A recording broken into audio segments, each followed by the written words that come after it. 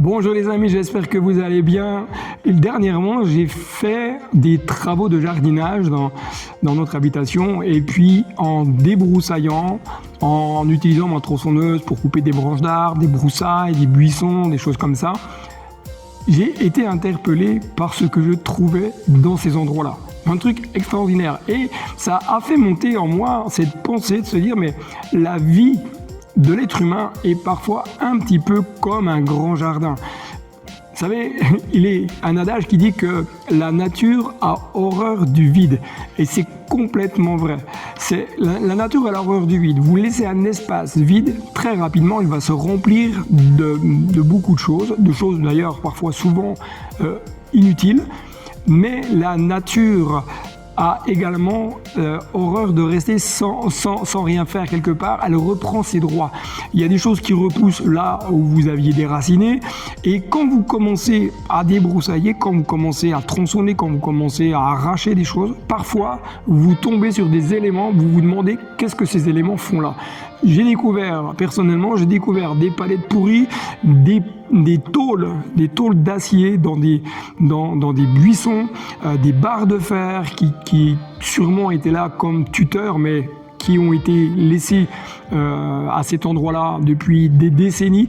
Et quand j'ai commencé à vouloir enlever toutes ces mauvaises herbes, enlever ces arbres qui n'étaient plus bons, je suis tombé sur ces barres de fer, sur ces tôles, et je me suis dit, mais en fin de compte, parfois, dans nos vies, il y a beaucoup de choses qui sont cachées.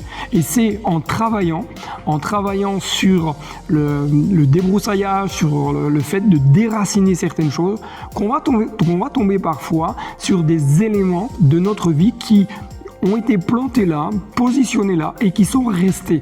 Et que on a complètement occulté, oublié, on a donné notre vie à Jésus, mais quand on commence à faire ce travail avec l'aide du Saint-Esprit, d'un seul coup, vous tombez sur ces éléments, vous dites, mais je ne me rappelais pas, ou je ne pensais pas qu'il y avait cela, ou extérieurement, l'arbre paraissait être bon, parce qu'on voyait des fruits, et quand vous vous approchiez du tronc d'arbre, vous vous rendez compte que l'arbre était pourri et qu'il fallait très rapidement le couper. C'est une grande leçon que j'ai apprise durant ces travaux de jardinage dernièrement. Et je me suis dit, mais combien de vies ont besoin de faire ce travail personnel avec le Saint-Esprit ? Laissez le Saint-Esprit faire cette œuvre en vous, parce que le Saint-Esprit veut vous amener en progression et veut vous amener à porter du fruit et à vous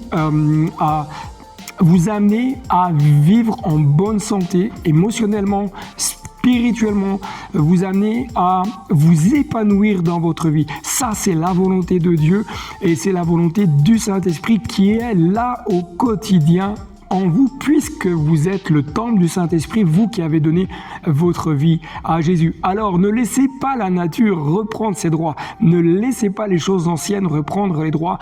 Toute notre vie, nous aurons à travailler, à déraciner, enlever les mauvaises herbes, entretenir notre vie d'une manière spirituelle et émotionnelle afin que nous puissions vivre en paix, en harmonie et nous puissions nous épanouir dans notre vie de foi. Alors je sais que c'est pas toujours facile, mais je crois que Dieu va vous aider et qu'il va vous accompagner dans ce cheminement et que le Saint-Esprit va vous transmettre et vous communiquer la pensée de Dieu et tout ce dont vous avez besoin pour que vous puissiez vivre en épanouissement et dans la paix de Jésus-Christ.